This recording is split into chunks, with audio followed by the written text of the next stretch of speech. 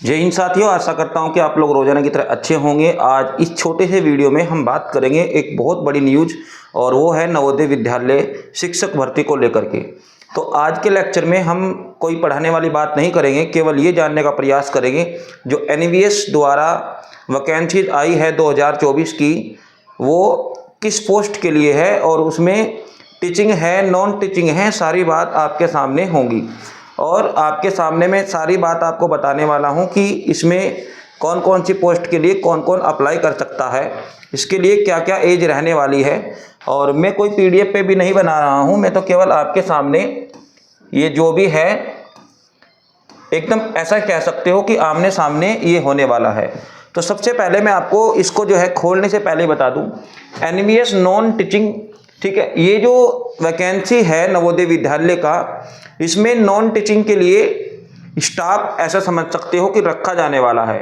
हालांकि जो भाई बहन टीजीटी और पीजीटी को लेकर उत्सुक हैं कि एनवीएस में क्या टीचिंग के लिए वैकेंसी है, तो इसमें मुझे नहीं लगता, क्योंकि इसमें बड़े बड़े अक्षरों में कह दिया नॉन टीचिंग, तो इसमें केवल नॉन टीचिंग के लिए ही स्टाफ जो है वो रखा जाने वाला है। हाँ, ऐसा आप कह सकते हो कि आने वाले कुछ दिनों में, जैसे मैं अपने हिसाब से बता दूं, तो मुझे लगता है कि चुनाव के बाद आपको एनवीएस की जो वैकेंसीज है वो देखने को मिल सकती है, ठीक है। लेकिन मैं ये नहीं कहूँगा कि कोई गुप्त सूत्र है, ऐसा कुछ नहीं है। जो मेरा अनुमान है वो उसी के अनुसार मैं आपको थोड़ा सा बता रहा हूँ।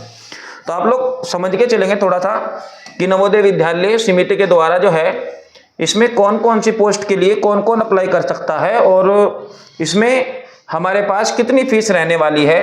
तो सबसे पहले चलो फीस की ही बात करेंगे और एक एक बात को समझेंगे, ठीक है। वीडियो चैनल को जो है सब्सक्राइब कर लीजिएगा, क्योंकि मैं ऐसी शॉर्ट वीडियो बनाता रहता हूं जिसमें हमारे बंधुओं के लिए कोई भर्तियों को लेकर कन्फ्यूजन नहीं रहता है, ठीक है। हालांकि यहाँ पर हम बात करेंगे केवल आमने सामने की ही मैं बात करता हूँ, कोई अलग से पीडीएफ नहीं बनाता हूँ भाई, ठीक है। तो अलग से पीडीएफ बनाने का मेरा उद्देश्य भी नहीं रहना चाहिए, क्योंकि हम केवल बात यहाँ पर उस चीज़ की करने वाले हैं जो आपके सामने होने वाली है, ठीक है। एप्लीकेशन फीस की अगर मैं बात करूँ तो एप्लीकेशन फीस जो है यहाँ पर वो कितना रहने वाला है, फीमेल स्टाफ नर्स के लिए 1500 रुपये रहने वाला है, ठीक है। अगर कोई लड़की स्टाफ नर्स में अप्लाई करती है तो उसके लिए जो है यहाँ पर 1500 रुपये रखे गए हैं, ठीक है। केवल फीमेल की ये फीस है। For all other post, nurse को छोड़ करके जितनी भी अन्य पोस्ट हैं उसके लिए 1000 रुपये यहाँ पर जो फीस है वो रखा गया है, 1000 रुपये सभी पोस्ट के लिए नर्स को छोड़ करके, ठीक है। इसके बाद अगर हम बात करें SC ST या फिर जो PH है उसके लिए यहाँ पर 500 रुपये रखा गया है, ठीक है। आपको बता दें ये ऑल इंडिया वैकेंसी है, इसमें ऐसा नहीं है कि केंद्र सरकार द्वारा SC या OBC या जनरल का जो भी जाति प्रमाण पत्र होता है वो कास्ट सर्टिफिकेट केंद्र का होना चाहिए। आप किसी भी स्टेट से बिलोंग करते हो तो वहीं का आपको जो है वो चलाना है, कोई दिक्कत नहीं है, क्योंकि ये सभी राज्यों के लिए सेम ही रहता है, ठीक है। चलो ये तो बात होगी थोड़ी सी फीस वाली। अब अगर हम आपको बता दें कि यहाँ पर जो है एप्लीकेशन बीइंग, यानी कि एप्लीकेशन फॉर्म जो है वो कब से भरे जाने वाले हैं, ये भी अपने आप में एक बड़ा मुद्दा है। तो मुझे लगता है कि ये जो है 14 मार्च को आ जाना चाहिए था, लेकिन अब तक नहीं आया है। आप जो है 1-2 दिन इंतजार कीजिए, जल्द ही आपको इसकी जो डेट है वो पता चल जाएगी, यहाँ पर आ जाएगा लिखा हुआ। तो अभी ऐसा कुछ भी नहीं है, आने वाला है, ठीक है। लास्ट डेट के बारे में भी अभी कुछ नहीं पता है, तो यहीं पर समय सोन लिखा हुआ है। एडमिट कार्ड के बारे में यहाँ पर ऐसी कोई जानकारी नहीं है बिफोर एग्जाम। तो एग्जाम से लगभग 10-12 दिन या 1 सप्ताह पहले ये एडमिट कार्ड की बात होती है। और फिर भी मैं आपको थोड़ा सा बता दूं, ये हमारा जो एग्ज़ाम हो जाता है सर जी, ये एग्ज़ाम हमारा हो जाएगा लगभग ऐसा मान सकते हो आप अगस्त, मान सकते हो अगस्त सितंबर में। तो जितने भी भाई बंधु तैयारी कर रहे हैं वो अगस्त सितंबर इसको मान सकते हो, ठीक है। चलिए इसके बाद हम बात करेंगे वैकेंसी, कितनी वैकेंसी है, 1377 इसमें वैकेंसी रहने वाली है। इसमें तो कोई संदेह वाली बात ही नहीं है। अलग अलग पोस्ट के लिए यहाँ पर अलग अलग जो है भर्तियाँ इसमें होगी। और टोटल वैकेंसी यानी कि टोटल जो होंगी वो 1377 होंगी। ठीक है, हालांकि इसका जो बड़ा नोटिफिकेशन है उसमें भी ये बात क्लियर कर दी गई है कि अगर पोस्ट के अनुसार, रिक्तियों के अनुसार जो है ये जितनी भी यहाँ पर वैकेंसी दी हुई है नोटिफिकेशन में, इसको कम या अधिक जो है किया जा सकता है आयोग के द्वारा। इसमें कोई संदेह वाली बात नहीं है। ऐसा तो कभी होता ही नहीं है कि कम हुई हो। हाँ, इसमें बढ़ सकते हैं कुछ पोस्ट। ठीक है, फीमेल स्टाफ नर्स के टोटल 121 पोस्ट हैं। हालांकि हम यहाँ पर केवल शॉर्ट लिस्ट की बात कर रहे हैं, तो इसमें 121 में भी जनरल, EVS, EWS के लिए, SC OBC के लिए अलग अलग पोस्ट जो है अलग अलग होंगी। तो जो भी भाई बंधु इस फार्म को फिल करने वाले हैं, तो एक बार इसका जो बड़ा नोटिफिकेशन है उसको देखकर ही आप अपना फार्म भरिए। कई बार ऐसा होता है आप लोग कैफ़े पे जा कर के फार्म तो फिल करा लेते हो, लेकिन उस जिसके लिए आप, जिस पोस्ट के लिए आप अप्लाई कर रहे हो उसमें वो वैकेंसी है या नहीं, ये जानना बहुत ज़्यादा ज़रूरी होता है। तो जितने भी हम फार्म भरते हैं हमें ये पता होना चाहिए कि संबंधित में हमारी कैटेगरी के अनुसार वैकेंसी है या नहीं है। ठीक है, तो ऐसी दिक्कत ना हो। Bachelor degree in nursing with, ठीक है, तो हमारे पास नर्सिंग में डिग्री होनी चाहिए। इसके लिए एज लिमिट 35 साल रखी गई है। हालांकि मैक्सिमम एज है, लेकिन 5 साल 3 साल का इसमें कुछ वेटेज भी मिलता है, वो हम बाद में डिस्कस करेंगे जब इसका पूरी तरह से नोटिफिकेशन हमें मिल जाएगा। ठीक है, तो अभी तो हमें जो थोड़ा सा जो है इसके बारे में जानना है। असिस्टेंट सेक्शन ऑफिसर की भी यहाँ पर वैकेंसी है, 5 पोस्ट है टोटल। 3 साल का यहाँ पर एक्सपीरियंस भी मांगा है। अगर आपने कहीं इस पोस्ट पर कहीं प्राइवेट सेक्टर में जॉब किया होगा तो उसका अनुभव प्रमाण पत्र भी आपको यहाँ पर लगाना होगा, और साथ ही साथ जो आपने UG डिग्री जो भी किया होगा उसी के अनुसार आपको यहाँ पर जो है किसी मान्यता प्राप्त विश्वविद्यालय से, ठीक है, इसकी जो एज लिमिट है वो 23 साल कम से कम है और 33 साल अधिकतम इसकी आयु है। ठीक है, वहीं अगर हम बात करें यहाँ पर अन्य असिस्टेंट, जूनियर ट्रांसलेटर ऑफिसर, ठीक है, और इसके लिए मास्टर डिग्री चाहिए हिंदी इंग्लिश। ठीक है, कंपलसरी सब्जेक्ट में होनी चाहिए, और master degree in English with Hindi तो कंपलसरी सब्जेक्ट है, उसके लिए ये रखा हुआ है। और एज लिमिट यहाँ पर 32 साल रखी गई है। कह रहा है more detail read the notification, वो बात तो मैं आपको पहले ही कह चुका हूँ। ठीक है, हमें जब फार्म भरना होता है तो इसकी पूरी जानकारी लेकर के ही हमें फार्म को भरना चाहिए।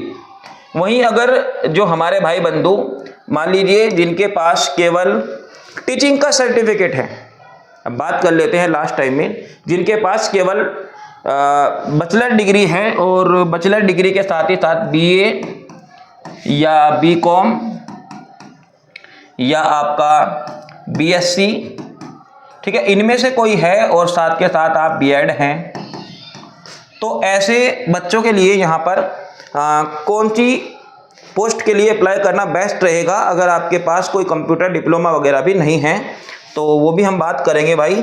ठीक है, उसके लिए भी यहाँ पर कुछ वैकेंसीज है। इसका मैंने बहुत अच्छे से एनालिसिस केस को पढ़ा, तो पढ़ने के बाद मुझे पता चलता है कि यहाँ पर कुछ ऐसी वैकेंसियाँ भी हैं, जैसे इसमें केवल मास्टर डिग्री को जो है मांगा गया है। अदरवाइज जो लीगल असिस्टेंट है उसमें केवल एक पोस्ट है, स्टेनोग्राफर। ठीक है, इसके लिए +2 इंटरमीडिएट, ठीक है, मांगा गया है, और टाइपिंग भी इसमें मांगी गई है। तो आप अपना हाथ जो है यहाँ पर थोड़ा सा आजमा सकते हो। ये देखो, ये आगे कंप्यूटर ऑपरेटर की यहाँ पर 2 पोस्ट है। इसमें BSc BCA या जिसने कंप्यूटर साइंस से रिलेटेड कोई भी कोर्स यहाँ पर जो है किया हुआ हो, बैचलर डिग्री के अंदर आता हो कोई कंप्यूटर कोर्स। कुछ इसमें ये सोचते हैं कि जैसे O लेवल हो गया या कोई CCC का सर्टिफिकेट हो, तो ऐसा इसमें नहीं चलता है, क्योंकि ये बैचलर कोर्स नहीं होते हैं इस तरह के। ठीक है, तो बैचलर कोर्स के लिए बैचलर डिग्री होना जरूरी होगा। ठीक है, तो ये हमारे पास कंप्यूटर ऑपरेटिंग के लिए, कंप्यूटर ऑपरेटर की पोस्ट के लिए यहाँ पर ऐसा, ठीक है, होगा। और क्रिएटिंग सुपरवाइजर की यहाँ पर पोस्ट है। तो जितने भी बच्चे यहाँ पर ग्रेजुएशन के बेस पर इसको भरेंगे तो इसमें टाइपिंग वगैरह नहीं मांगता है। ठीक है, सुपरवाइजर में टाइपिंग वगैरह नहीं मांगता है और पोस्ट भी अच्छी है। ठीक है, लेकिन यहाँ पर जो है bachelor degree in hotel management. अब समस्या ये है कि जिनके पास होटल मैनेजमेंट में कुछ होटल मैनेजमेंट के कोर्सेज होते हैं तो उसमें बैचलर डिग्री ऑफर की जाती है। तो यहाँ पर उसी के अनुसार ये सुपरवाइजर का पोस्ट उनको मिलेगा। ठीक है, तो ये यहाँ पर है और 35 साल इसकी मैक्सिमम एज यहाँ पर दी हुई है भाई। जूनियर, इसमें जूनियर असिस्टेंट की भी वैकेंसीज है। इसमें टाइपिंग भी मांगी है, हिंदी इंग्लिश दोनों टाइपिंग मांगी हुई है। 30 की स्पीड इंग्लिश के लिए और 25 की स्पीड जो है वो हिंदी के लिए होना जरूरी है। ठीक है, इसका वर्ड के बेस पर होता है स्पीड। और इसके जो एज लिमिट है 18 से 27 साल होनी, ठीक है, होनी अनिवार्य है। और साथ के साथ मैं आपको बता दूं इसमें SC कैटेगरी के लिए 5 साल का, ठीक है, फ़ायदा मिलता है। और OBC के लिए, जनरल के लिए भी इसमें अलग अलग फ़ायदे हैं। EWS के बेस पर भी यहाँ पर कुछ फ़ायदे हमें फुल नोटिफिकेशन में मिलते हैं, इनकी जानकारी वहीं पर हमें मिलने वाली है भाई। और इसके बाद लैब असिस्टेंट की भी कुछ पोस्ट हैं और मैथ्स हेल्पर की भी कुछ पोस्ट हैं। देखो इसमें 442 पोस्ट दी हुई है, लेकिन यहाँ पर जो है जिन्होंने 10वीं पास की हुई है और 5 साल का जिनको अनुभव भी है इस तरह के हेल्पर का, तो वही इसके लिए अप्लाई कर सकता है। 18 से 30 साल उनकी एज रखी गई है। ठीक है, और आरक्षण तो वही उम्र का आरक्षण तो इसमें जो है मिल जाएगा, लेकिन फिलहाल आपको ये जानकारी 442 अपने आप में काफ़ी अच्छी वैकेंसीज हैं। अच्छा, मैं आपको एक बात और क्लियर कर दूं, तो जो बच्चे कंपटीशन एग्जाम की तैयारी कर रहे हैं और उनकी टाइपिंग वगैरह भी अच्छी नहीं है, लेकिन एज जो है वो उनकी इनके अंदर आती है, तो वो अपनी तैयारी के बेस पर अपना जो है हाथ यहाँ पर आजमा सकते हैं कि उनका जो लेवल है वो किस तरह का है, कहाँ तक उनका लेवल पहुँचा है। हालांकि इसमें एक्सपीरियंस मांगा है और मुझे नहीं लगता कि हेल्पर का आपके पास अगर एक्सपीरियंस लेटर होगा तो वो अलग मैटर है, लेकिन फिर भी आप लोग इस फॉर्म को ज़रूर फिल कीजिएगा। अपने अंदर की जो है एनर्जी को पहचानने में आपको बहुत ज़्यादा हेल्प होगी इस पोस्ट से। ठीक है, जब एक बार एग्जाम को क्रैक कर जाते हैं तो वो अलग मैटर है कि आप इस जॉब को पकड़ेंगे या नहीं पकड़ेंगे, लेकिन एग्जाम देना बहुत ज़्यादा ज़रूरी है। मल्टीटास्किंग का भी यहाँ पर रखा गया है और इसके लिए जो हाई स्कूल है मल्टीटास्किंग के लिए वो रखी गई है। ठीक है, तो फिलहाल हमें ये जानना है कि जितने भी हमारे भाई बंधु इस बात को लेकर थोड़ा सा वहम में डूबे हुए थे कि यहाँ पर टीचिंग वैकेंसीज है, तो PRT या फिर आपका जो TGT है या फिर PGT है, तो NVS की इस तरह की टीचिंग भर्ती अभी नहीं आई है, तो इसके लिए हमें थोड़ा सा इंतजार करना होगा। ठीक है, तो दोस्तों भाई बंधु, आपको मेरा ये वीडियो कैसा लगा मुझे कमेंट करके आप ज़रूर बताओ।